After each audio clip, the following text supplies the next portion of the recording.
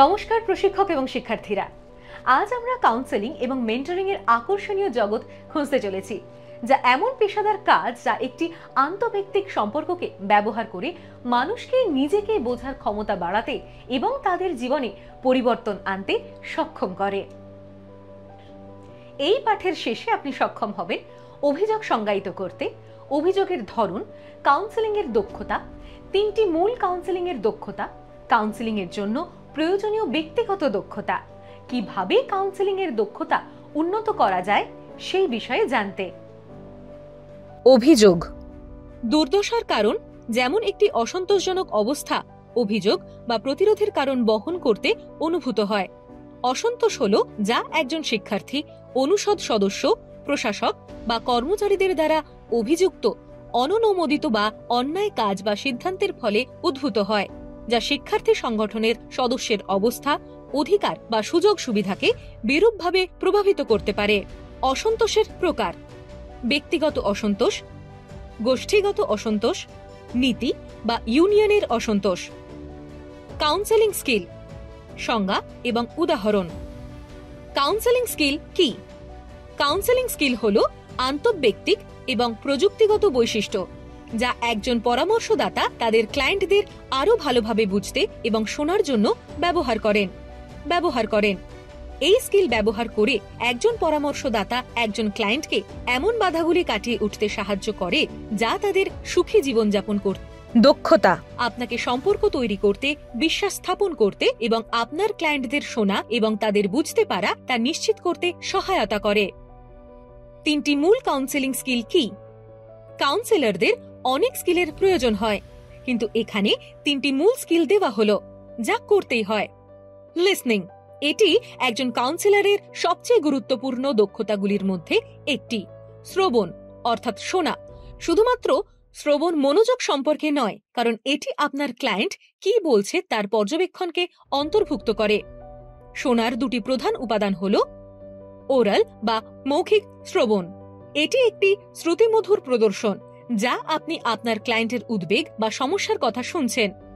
মৌখিক ইঙ্গিত বা নিশ্চিতকরণ ব্যবহার করা, যেমন আমি বুঝতে পারছি, বলে যান আমি দেখছি, আমি সম্মত, বা আপনার ক্লায়েন্ট যে গুরুত্বপূর্ণ পয়েন্টগুলি বলেছেন তার পুনরাবৃত্তি করে ক্লায়েন্টকে সহজ করার এবং বোঝানোর একটি দুর্দান্ত উপায় যে আপনি তাদের কথা শুনছেন। Active listening. অ্যাক্টিভ লিসনিং হল যখন ক্লায়েন্ট কি বলছেন আপনি তার উপর সম্পূর্ণ ফোকাস করেন, তাদের মেসেজ বোঝেন, তথ্য বুঝতে পারেন এবং ভেবেচিন্তে সাড়া দেন। 2. সচেতনতা। কাউন্সেলরদের জানা উচিত কিভাবে তাদের শারীরিক ভাষা, অঙ্গভঙ্গি এবং মুখের অভিব্যক্তি ক্লায়েন্টের ব্যক্তিগত তথ্য শেয়ার করার ইচ্ছাকে প্রভাবিত করতে পারে। আপনি দুর্ঘটনাক্রমে বিরক্ত বা হতাশ হওয়ার লক্ষণগুলি প্রদর্শন করবেন না তা নিশ্চিত করতে এই কৌশলগুলিতে মনোনিবেশ করুন। Eye contact. একজন ক্লায়েন্টের সাথে চোখে চোখ রেখে কথা বললে দেখায় যে আপনি তাদের কথা শুনছেন এবং তাদের প্রতি আপনার অবিভক্ত মনোযোগ রয়েছে। অঙ্গভঙ্গি এবং বডি ল্যাঙ্গুয়েজ। আপনার বডি ল্যাঙ্গুয়েজ এবং অঙ্গভঙ্গি আপনি বক্তার সাথে পেশাদার সম্পর্ক গড়ে তুলতে চান কিনা সেই সম্পর্কে অনেক কথা বলে। অস্থিরভাবে নাড়াচাড়া করা এবং হাত ভাঁজ করে বসে থাকা অরুচির ছাপ দিতে পারে। সুতরাং আপনার শারীরিক ভাষা এবং অঙ্গভঙ্গি একজন কার্যকর পরামর্শদাতা হওয়ার জন্য গুরুত্বপূর্ণ। ফেসিয়াল এক্সপ্রেশন অর্থাৎ মুখের অভিব্যক্তি। আপনার মুখের অভিব্যক্তি আপনাকে আপনার ক্লায়েন্টের জন্য একটি উষ্ণ, বন্ধুত্বপূর্ণ এবং সহায়ক পরিবেশ তৈরি করতে সাহায্য করতে পারে। তাই ভ্রুকুটি মুখ নিয়ে বসা এড়িয়ে চলুন এবং আস্থাপূর্ণ সম্পর্ক গড়ে তুলতে উষ্ণ হাসি হাসুন। 3. কমিউনিকেশন বা কথাবার্তা। কখনো কখনো আপনি যা বলেন সেটা নয়, কিন্তু আপনি কিভাবে বলেন সেটা আপনার ক্লায়েন্টের স্বাচ্ছন্দ্যের স্তরকে প্রভাবিত করতে পারে। যখন একজন কাউন্সেলর ক্লায়েন্টের প্রশ্নের উত্তর তাদের চিন্তাভাবনার স্পষ্টতার সাথে দেন, তখন তারা ক্লায়েন্টকে আরো ভালোভাবে পরিচালনা করতে পারে। সুতরাং ক্লায়েন্টের সাথে আপনার ধারণাগুলি স্পষ্টভাবে যোগাযোগ করা একটি অপরিহার্য কাউন্সেলর স্কিল। কাউন্সেলিং এর প্রয়োজনীয় কিছু দক্ষতা কি কি? আরো কিছু দক্ষতা যা আপনাকে একজন ভালো পরামর্শদাতা হতে সাহায্য করতে পারে। প্রশ্ন করা। আপনার ক্লায়েন্টকে বোঝার জন্য আপনাকে প্রাসঙ্গিক প্রশ্ন জিজ্ঞাসা করতে হবে। একজন কাউন্সিলরকে একজন ক্লায়েন্ট কি বলছে তা ব্যাখ্যা করার জন্য ওপেন এন্ড ও ক্লোজ এন্ড উভয় প্রশ্নই ব্যবহার করা উচিত। সাধারণত ওপেন এন্ডেড প্রশ্নগুলি আপনাকে জটিল এবং বিশদ তথ্য সংগ্রহ করতে সাহায্য করতে পারে, যেখানে ক্লোজ এন্ড প্রশ্নগুলি আপনাকে নির্দিষ্ট উত্তর পেতে সাহায্য করে। পর্যবেক্ষণ।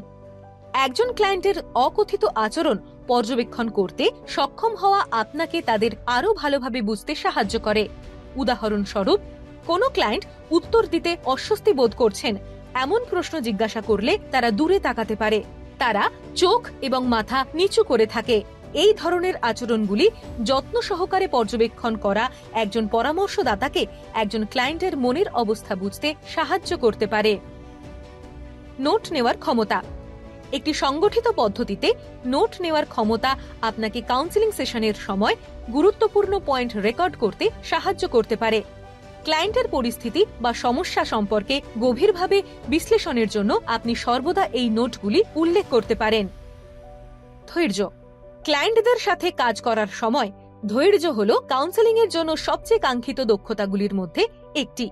ফলাফল দেখাতে কয়েকদিন বা মাস লাগতে পারে, সুতরাং পরামর্শদাতার ভূমিকার জন্য নিয়োগের সময় নিয়োগকর্তারা এমন প্রার্থীদের পছন্দ করেন যারা ধৈর্য প্রদর্শন করে।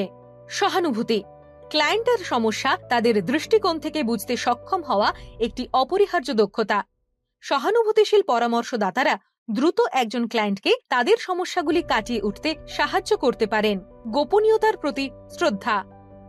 গোপনীয়তার প্রতি শ্রদ্ধা একজন কার্যকরী কাউন্সিলরের অপরিহার্য বৈশিষ্ট্য, কারণ তাদের কখনোই ক্লায়েন্টের সম্মতি ছাড়া তাদের ক্লায়েন্টের ব্যক্তিগত তথ্য কারোর সাথে শেয়ার করা উচিত নয়।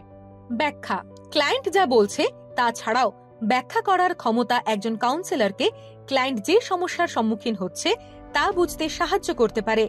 এছাড়াও ব্যাখ্যার মাধ্যমে আপনি ক্লায়েন্টকে তাদের অভিজ্ঞতা আরও ইতিবাচকভাবে উপলব্ধি করতে উৎসাহিত করতে পারেন। বিশ্বস্ততা। একজন ক্লায়েন্ট যদি একজন কাউন্সিলরকে বিশ্বাস না করেন, তারা তাদের সমস্যা এবং ব্যক্তিগত তথ্য শেয়ার করার সম্ভাবনা থাকে না। সুতরাং আপনার ক্লায়েন্টদের সাথে আস্থা তৈরি এবং বজায় রাখতে আপনার পারদর্শী হওয়া উচিত। কাউন্সেলিং দক্ষতা কিভাবে উন্নত করবেন? এখানে আপনার দক্ষতা উন্নত করার 3টি উপায় রয়েছে।